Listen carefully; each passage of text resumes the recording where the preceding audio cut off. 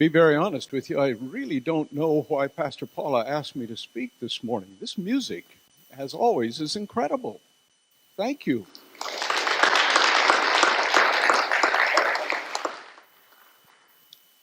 Don't tell nobody. We've really missed you.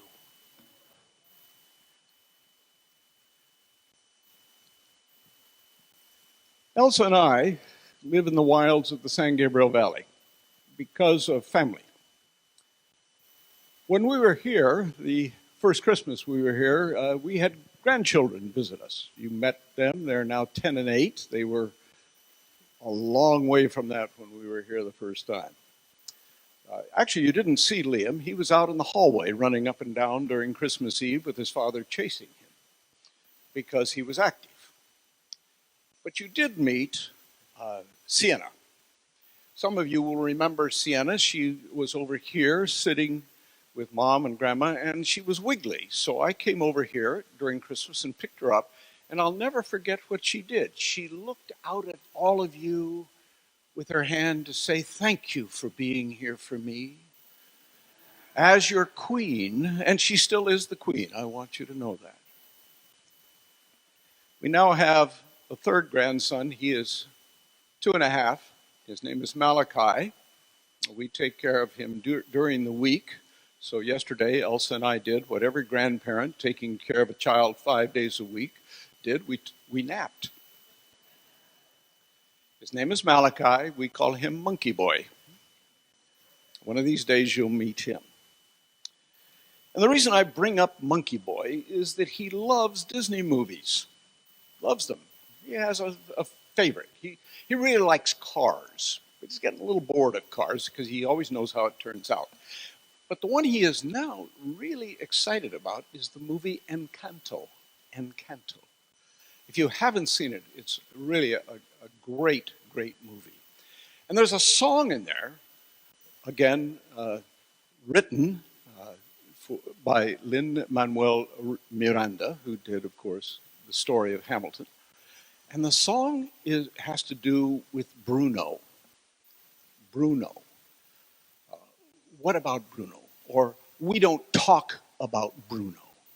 And it was up for an Academy Award, so you may have, if you watched the awards, you might have heard that conversation about Bruno. Well, sisters and brothers, here we are in this unique observance called Transfiguration. Transfiguration. We've finished with Christmas, yay, and we've had this wonderful opportunity of Epiphany, yay, and growth that is exemplified by all the green and the flowers. And then before we get into Lent,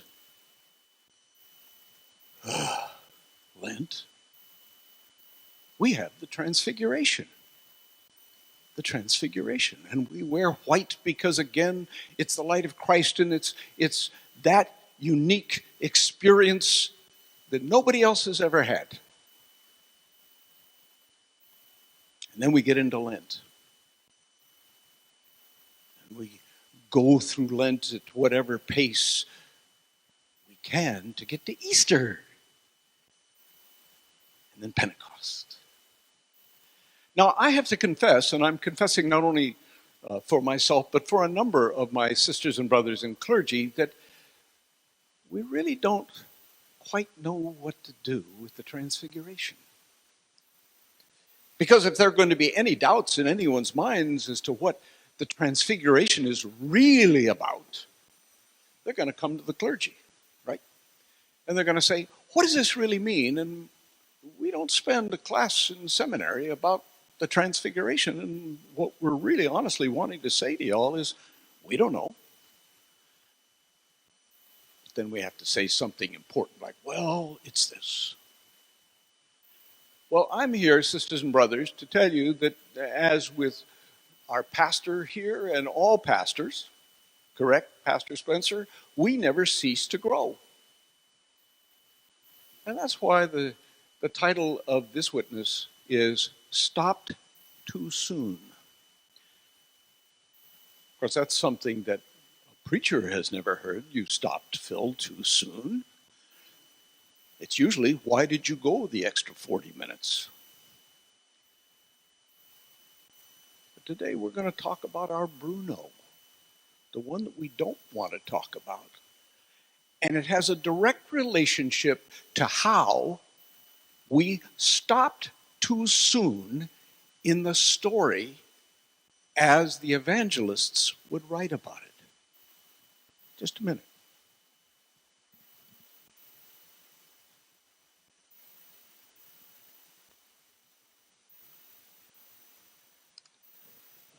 So we pick up as they're going down the mountain.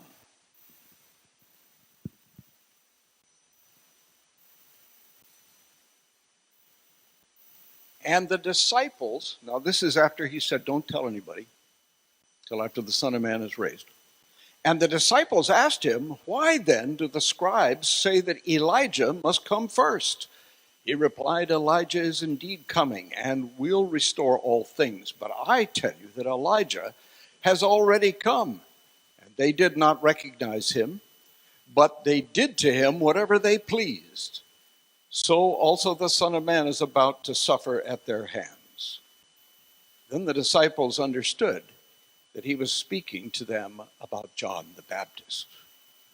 So here they are, the disciples walking down from the mountain with Jesus, having seen the bright lights and everything, and they're engaged in theology, the study of God. Now watch what happens. When they came to the crowd, a man came to him, knelt before him, and said, Lord, have mercy on my son, because he is an epileptic, and he suffers terribly. He often falls into the fire and often into the water. And I brought him to your disciples, but they could not cure him.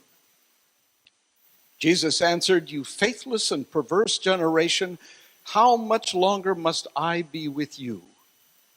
How much longer must I put up with you? Bring him here to me. And Jesus rebuked the demon, and it came out of him, and the boy was cured instantly. Then the disciples came to Jesus privately and said, why could we not cast it out? He said to them, because of your little faith. For truly I tell you, if you have faith the size of a mustard seed, you will say to this mountain, move from here to there, and it will move, and nothing will be impossible for you. I submit to us, sisters and brothers, when you read the Bible, and they're generally Bibles that have the sections that are separated, you see. And what we read the first time was the separation about the lights, the technicolor, the voice from heaven. And basically, that's what we all focus on, isn't it? When somebody says, well, we're going to have the Sunday of Transfiguration, we know that it's going to be about lighting, and it's going to be God speaking to the disciples, and they're going to ask, what are we going to do with this? And that's where we stop. I submit to us this morning, we stop too soon. Because the purpose of the Transfiguration is to transform us. There's a difference. I've got to come over here to these cards.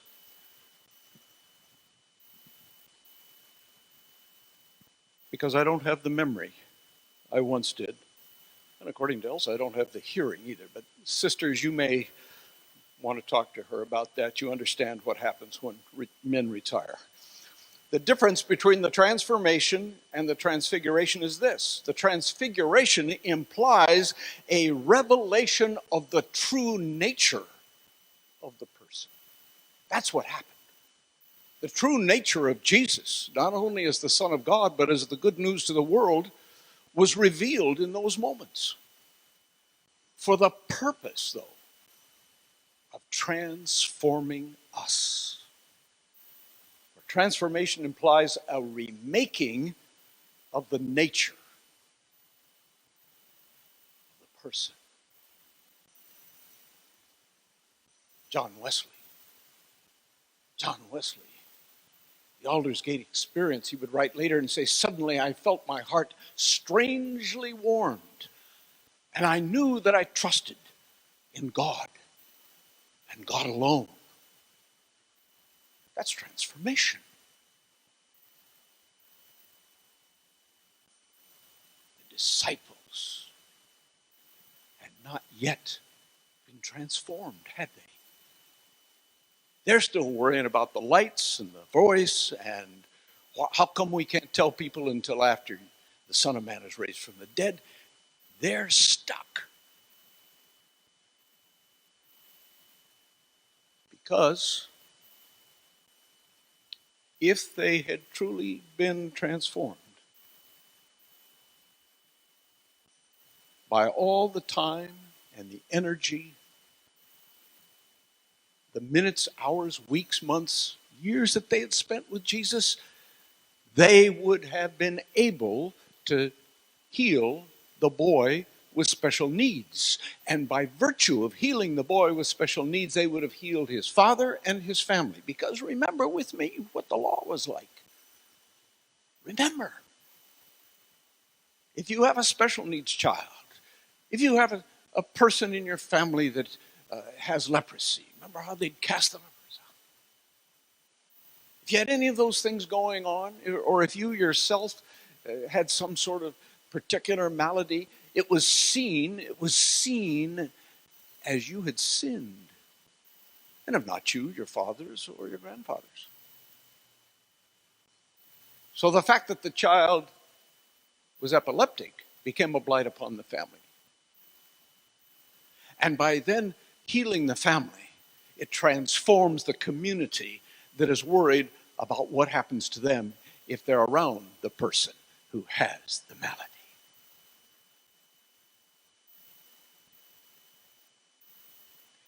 When John Wesley was converted, he got it. He understood the whole story.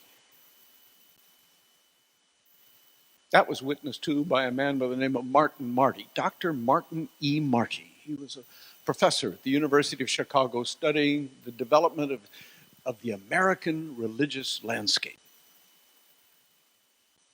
And he talked about, in one of his books, the phases of the Protestant Reformation. It's obvious, when we speak of the Reformation, we begin with Martin Luther. But following Martin Luther comes the second phase with John Calvin. Calvin is the one who influences the Church of Scotland, which becomes the Presbyterian Church here. The third phase of the Reformation were the Anabaptists. For one reason or another, the Baptists of today dropped the Anna, but they are the children thereof.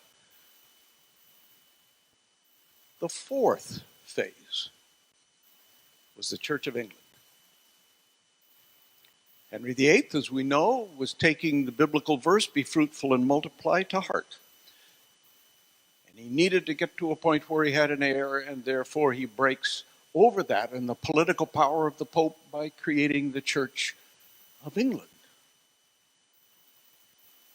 And then Martin Marty writes that the fifth, the final phase of the Protestant Reformation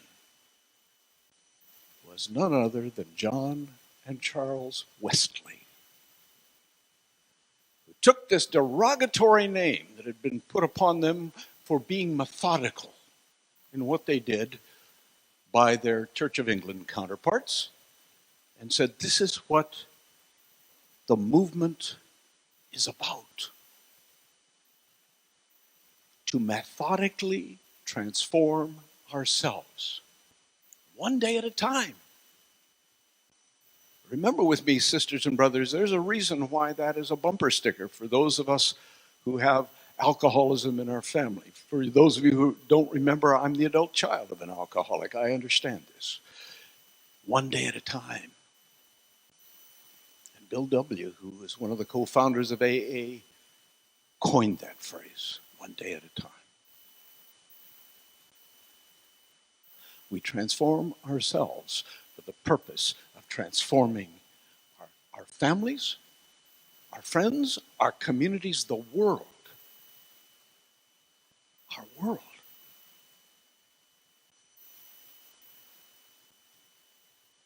And that, in Dr. Marty's opinion, was the fifth and final phase of the Reformation. So we sing what we sing with the tune that everybody knew for the purpose of transforming life. You see, what happened to the disciples, and they still don't get it until later, is that Jesus was reminding them that the Christian faith is about balance. We need to pray just enough. We need to read the scripture just enough. But, as comfortable as that may seem to us, we have to give as much as we can and serve as much as we can. Again, a paraphrase of Wesley. For the simple purpose of transforming the world. So let me suggest this to us. Rather than seeing the transformation as a blip, or if you will, a minor speed bump on the road to Easter, let us see us as one bookend, a bookend that is culminated with Easter. Let us together consider that the transfiguration is foundational for who you and I really are and continue to be moving forward.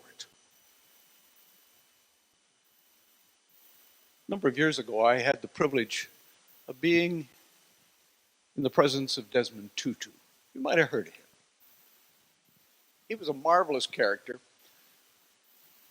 and he stood this tall. The last time that I was in a meeting, a luncheon, where he was speaking, he stood up. He made sure we were all seated. And he looked out at us and he said, "In the beginning, God created us, male and female. And we are one family. And by the way, that family looked like me, not like you.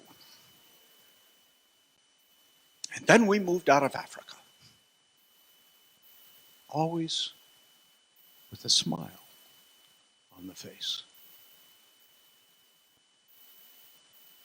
This is what the late Archbishop wrote about the Transfiguration. See it as he would speak it with a big smile on his face. God places us in the world as his fellow worker, agents of transformation. We work with God so that injustice is transfigured into justice. So there will be no less compassion and more caring, that there will be more laughter and joy, that there will be more togetherness in God's world. The purpose of the Transfiguration.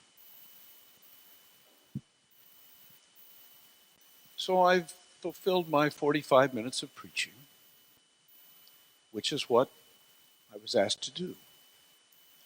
But I want to leave us with one other thought. Mortimer Arias was our Methodist bishop, the first Methodist bishop of the Autonomous Methodist Church in Bolivia. He wrote a book book was exciting, but the title has never left me.